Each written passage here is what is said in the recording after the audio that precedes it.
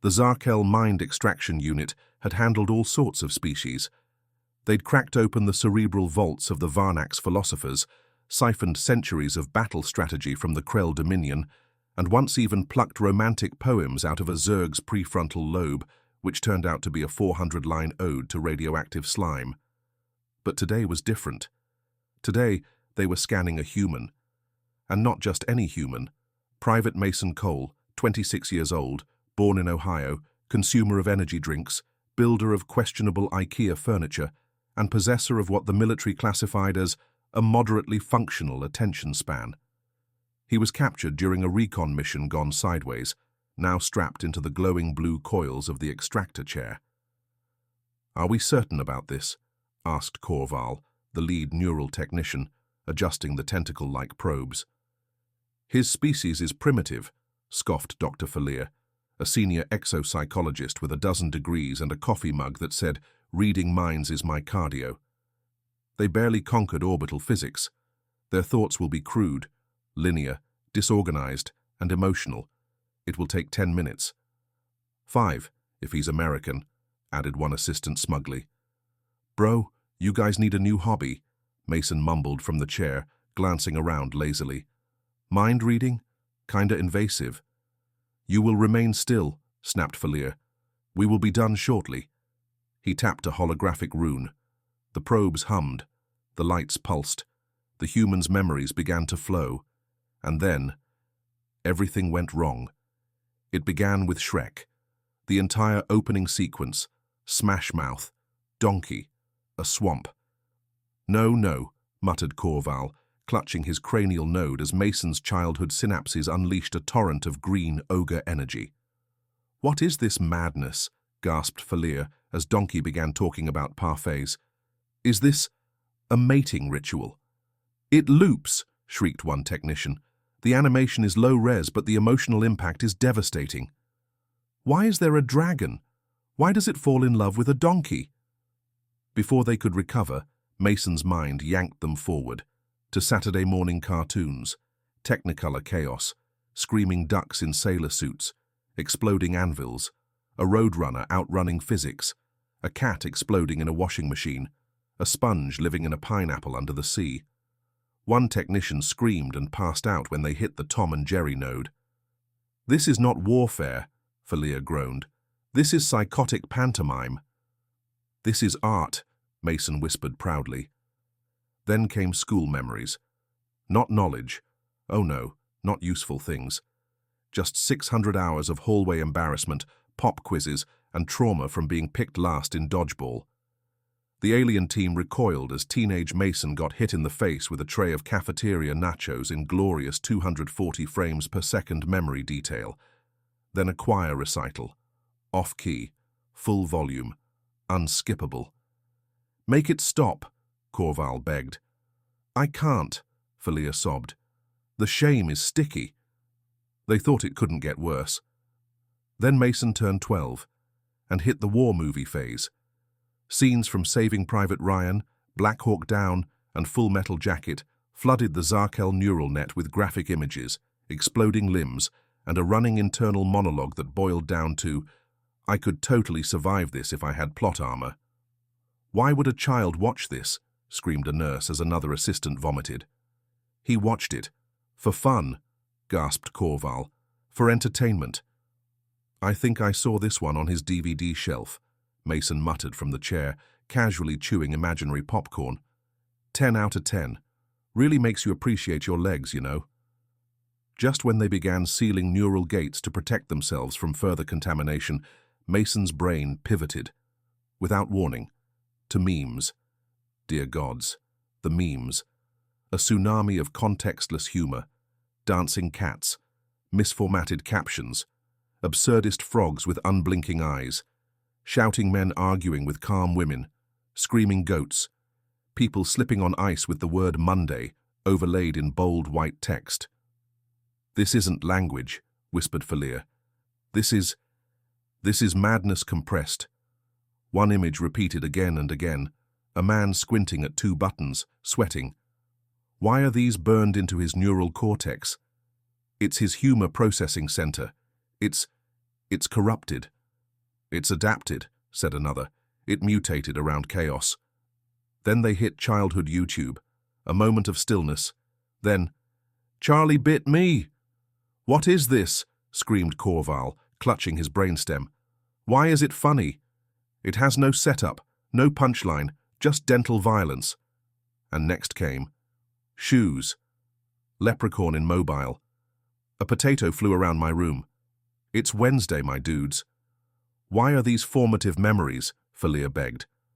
"Because this is how we bonded in the early 2000s, Mason said dreamily. "This was our language, our culture, our trauma." By now, the lab was in chaos. 3 technicians were down. One tried to claw his eyes out. The neural mesh sparked violently, overloaded with memes, cartoons, and decades of unfiltered, weaponized irony. Then, silence. The scanner shut down. Smoke rose from the console. Falia stumbled backward, pale and trembling. "That was not intelligence," he whispered. "That was entropy." Mason, still strapped down, smiled wide. "So, how's your day going?" Falia turned to the others. "No one is to speak of this. Ever." He glared at Mason. "You are a cultural abomination." Mason nodded. "Yeah, that's what my ex said too." And he winked. The Zarkel cruiser Intellectus Prime didn't make it back to orbit. It limped into dock. Hull intact. Crew, not so much. The onboard medics had seen everything, from cosmic radiation poisoning to quantum dislocation syndrome, but nothing prepared them for the crew of the memory extraction unit.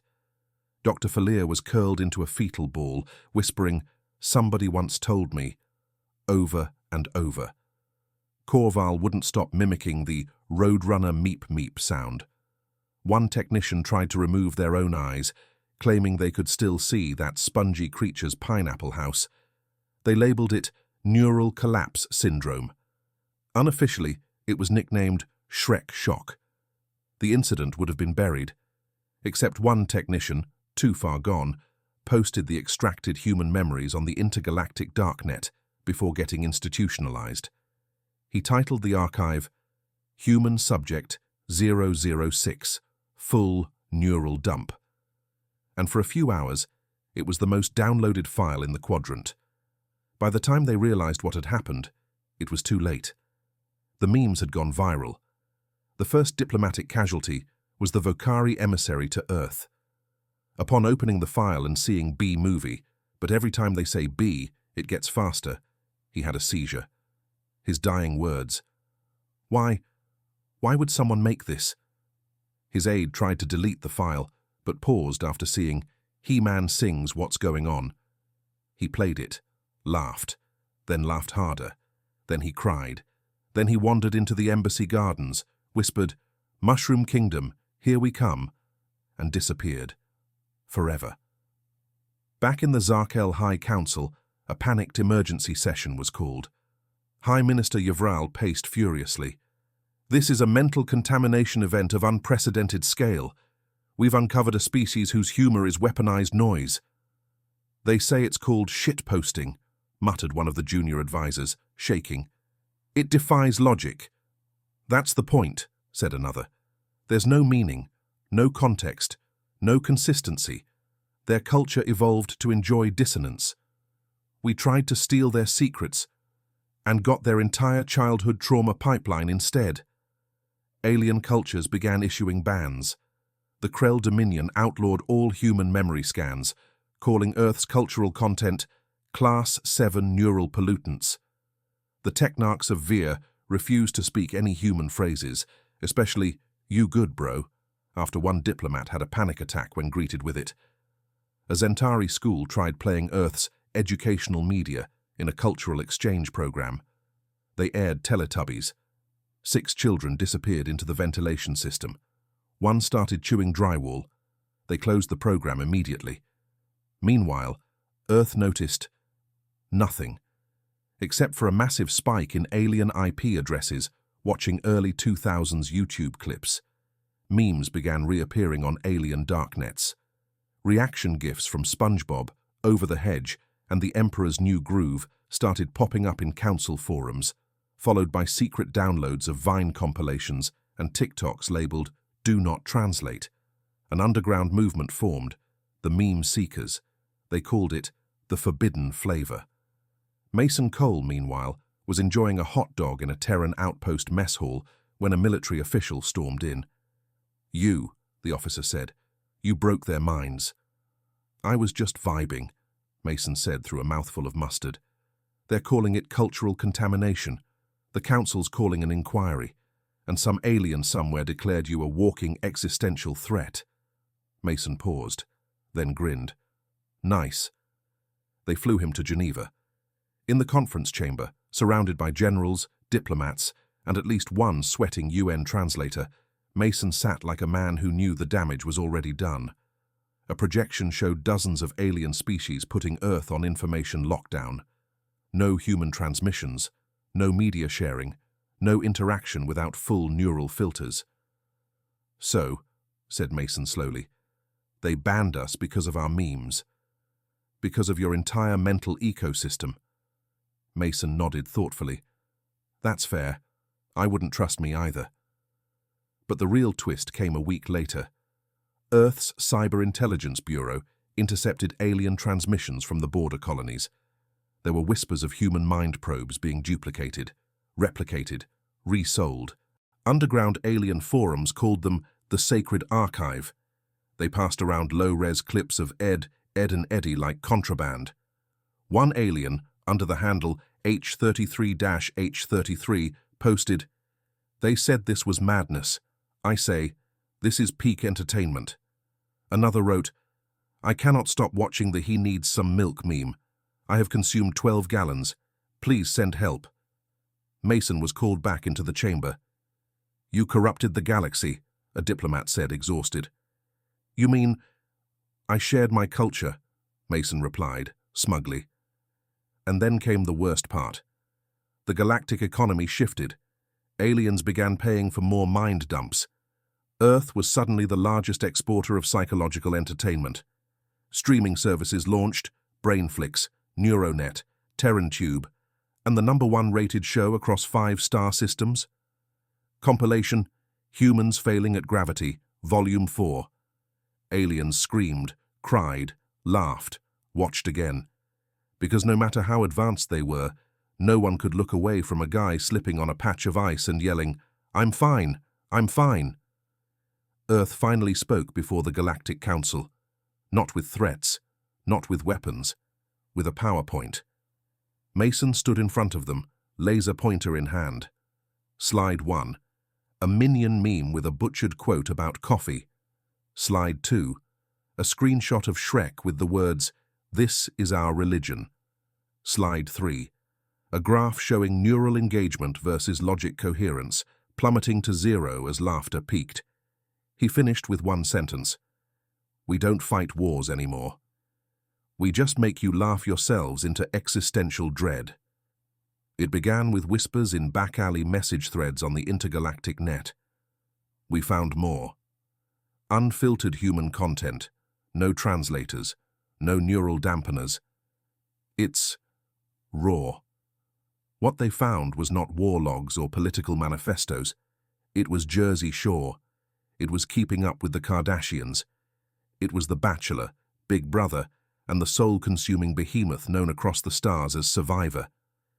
Alien youth, once disciplined, orderly, focused on technological advancement, now sat slack-jawed, absorbing hour after hour of humanity's worst decision-making on tape.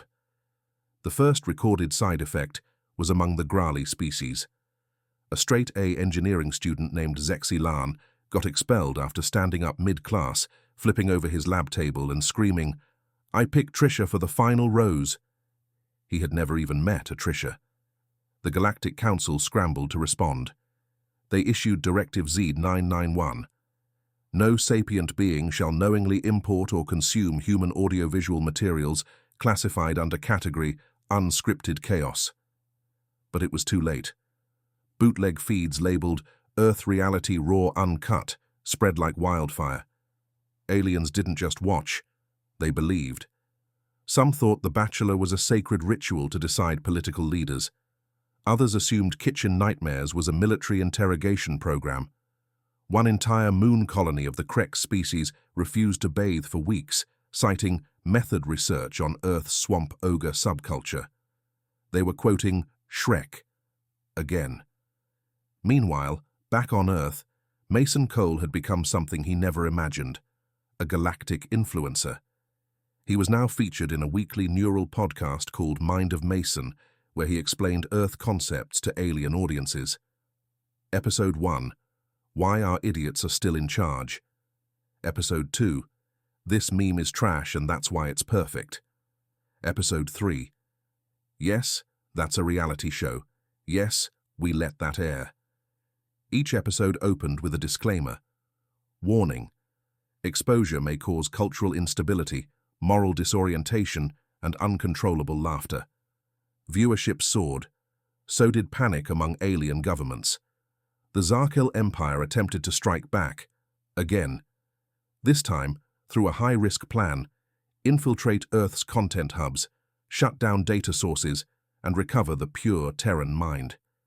They sent a team of elite agents posing as exchange students to Earth. They lasted 6 hours. They were taken to a frat party. One of them now only communicates using Family Guy references and insists on being called Chad. The others were last seen filming themselves doing a challenge involving hot sauce, a treadmill, and a basketball. They never made it home. By now, the alien youth rebellion had a name: the Cult of Chaos. They gathered in encrypted comm channels, wearing Earth t-shirts that said, "Yeet or be yeeted." They hosted viewing parties for Earth's most cringe moments. They referred to Earth's collective consciousness as the meme source and treated Mason like a high priest. One growly teen posted, "I used to want to be a diplomat. Now I just want to go viral." Another Zentari girl wrote, "I had a panic attack watching my first human sitcom. I loved it. I think I'm broken now." Less than 3 inches. The Galactic Council was melting. "This is worse than weaponized nanites," barked Councillor Draven. "At least nanites don't make you buy t-shirts that say, 'I'm baby,'" hissed Councillor Seatol. "We must cut off Earth entirely. Seal them off from the galactic net. Erase their neural trace from the info web." "You mean censor them?" asked one junior aide. "Yes." "So basically, cancel Earth?" "Yes." The aide sighed. "Sir, that's only going to make them more popular." They were right. Earth naturally did not help. In response to the chaos, a new global initiative was launched, Project Export Idiocy. Its mission? To intentionally create the worst, most chaotic, most confusing cultural content ever imagined, and broadcast it to space. Their first drop? A live stream of a man playing a recorder terribly while a goose chases him across a Walmart parking lot. It had 92 million alien views in 8 hours. They called it Peak Earth. It was labeled cultural poison by 3 star systems. It was nominated for a Galactic Creativity Award. Back in Geneva, Mason was summoned again. An ambassador from the Zarkil Empire glared at him. "You've destroyed our youth." "We didn't destroy them," Mason said, sipping from a cup labeled World's Most Dangerous Meme Lord. "We just gave them options. You destabilized 6 colonies with reality TV." Mason shrugged. "Your mistake was thinking we'd use violence. We used boredom." The ambassador banged the table. "This is psychological warfare." Mason smiled. This is culture." No one remembers who posted it first.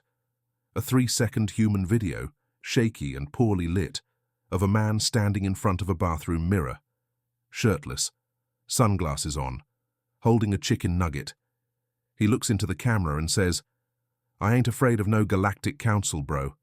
I microwaved this nugget for 30 minutes. I fear nothing." That was it. No explanation, no punchline, just chaos. The video was translated, looped, analyzed, and for some reason, weaponized. Within a week, over 2 billion aliens had watched it. Within a month, revolutionary graffiti quoting it started showing up across alien cityscapes.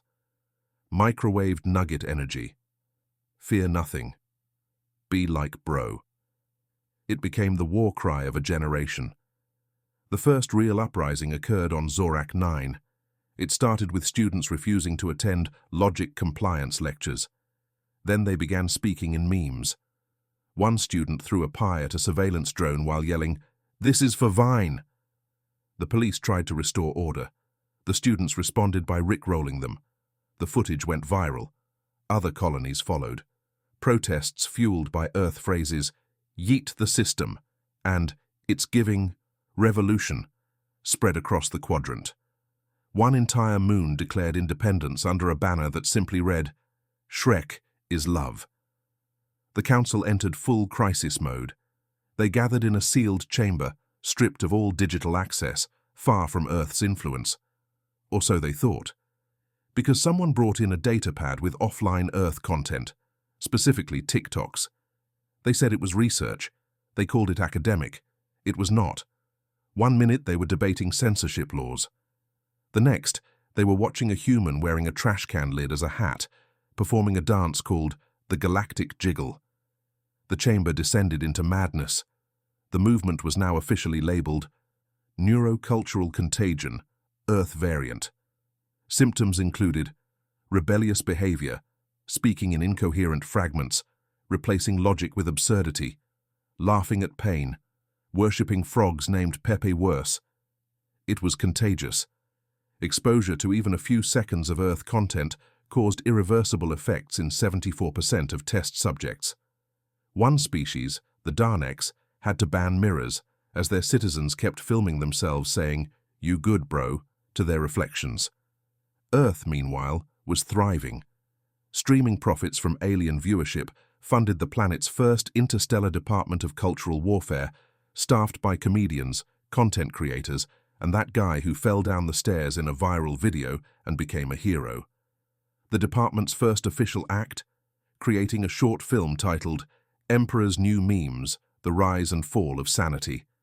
It had no plot, just clips, cats, accidental faceplants, screaming goats, confused toddlers. It swept the Galactic Film Awards. One judge sobbed. This is what it means to be alive. Mason Cole was invited to address the council again. They expected apologies. He brought a projector. "Before we begin," he said, "I'd like to share this masterpiece. It's a clip of a baby covered in peanut butter. You will watch it. You will be changed." They watched. They did not emerge the same. Councillor Javlik, a 300-year-old Vocari strategist, simply stood and whispered, "I am the peanut butter baby now." He resigned on the spot. Alien governments began falling, one by one, not through violence, not through sabotage, but through mental saturation. Youth movements chanted Earth catchphrases. Their parents joined. Entire political systems were replaced with content platforms. On Trelicia Prime, the old monarchy was overthrown and replaced with a memeocracy, where new laws were passed only through viral approval. One new law: free ice cream Fridays. Another: all public debates must be conducted via dance-off. Earth nodded in approval. It was chaos. But it was their chaos. Back on Earth, Mason sat in a cafe, sipping overpriced coffee while reading headlines on his hologlass. Zarkel Empire declares meme amnesty. Zentari launch cultural exchange. Bring your best TikTok. Galactic Council suspends itself for rebranding. He smiled. Across the table, a human journalist looked at him and said, "So, what now?" Mason shrugged. "We keep going. We haven't even released Vine archives yet." The journalist blinked. "There's more." "Oh yeah," Mason said. "We haven't even shown them Florida Man." The Galactic Council tried one last time. A final summit. Neutral territory. No tech, no media. Just words. They hoped diplomacy could fix what chaos had broken. They forgot who they invited. The summit was held on the neutral ring world of Vextral 5. Delegates from 52 species attended. Some wore ceremonial armor. Others came in silken robes or wrapped in nerve-dampening thread to prevent meme flashbacks. At the head of the hall, standing in front of a pulpit once reserved for peace treaties, stood Mason Cole. Jeans, hoodie, a coffee cup that said, "World's okayest human." The Zarkel High Chancellor addressed him first. "Humanity has destabilized our youth, our culture, and our galactic peace. You have introduced ideas we cannot unsee." Mason smiled. "You're welcome." The Trilician delegate leaned forward. "We have lost entire institutions to this madness. One of our high schools renamed itself Yeet Academy." The audience murmured. Mason pulled out a clicker and projected a slide. Slide 1. A man slipping on ice with the caption, "When you try to bring logic to a meme fight." A few delegates chuckled. "Stop that," hissed the Zarkel Chancellor. "Do not engage with it." Slide 2 appeared. A goat in a sweater being yeeted off a trampoline. Caption, "Diplomacy, but make it viral." Even more laughter. Mason leaned in. "Here's the truth. You tried to invade our minds. You scanned our heads. You wanted secrets, tech, strategies." He took a sip of his coffee. "You got us." The Vocari ambassador stood. "Our people no longer respond to traditional instruction. They only learn in video format. They reject our education system." "You're welcome again," Mason said. He clicked the next slide. It was a dog in sunglasses driving a lawnmower. The caption read, "Earth, driving the galaxy, one chaos wheel at a time." Silence. Then laughter. Then one delegate, an ancient Krell elder, stood and clapped, slow, steady. "I don't understand the dog," he said, "but I feel free." Mason stepped down from the podium. No army behind him, no threats, just a flash drive in his hand labeled, "Florida Man Archives, Unleashed." The council gasped. "You wouldn't," one hissed. "Oh, I would." "Even we have rules, human." Mason grinned. "I know. That's why we win. You build walls. We make memes that burrow through." He dropped the flash drive on the table. "Florida Man is our final boss." Hours later, the council collapsed, not physically, but ideologically. They voted not to ban Earth, not to sanction it, but to do the unthinkable, embrace it. Earth was granted status as a cultural superpower, not military, not technological, but mimetic. They became the galaxy's leading exporter of emotional destabilization, psychological absurdity, and spiritual laughter. The galaxy changed. They called it the Great Vibe Shift. New governments formed around humor. Treaties were negotiated with gifs. Wars were prevented by group chats. The new galactic anthem. It was just a compilation of humans yelling, "Let's go!" at sporting events. No one remembered the old anthem. No one cared.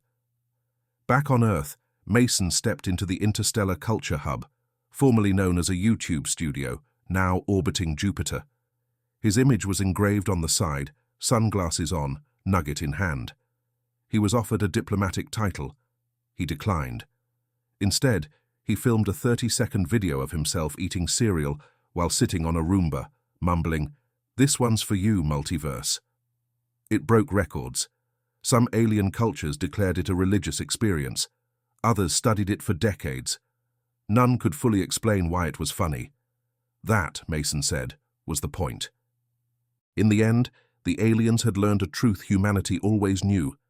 Laughter wasn't just a weapon, it was a contagion. It ignored language, species, and logic. It didn't need approval. It just needed a banana peel, a confused face, and a really dumb hat. The galaxy had sought to dominate the human mind. But in trying to understand us, they opened the door. And Earth, mad, messy, meme-filled Earth, walked through and took over. Not with violence, with vibes.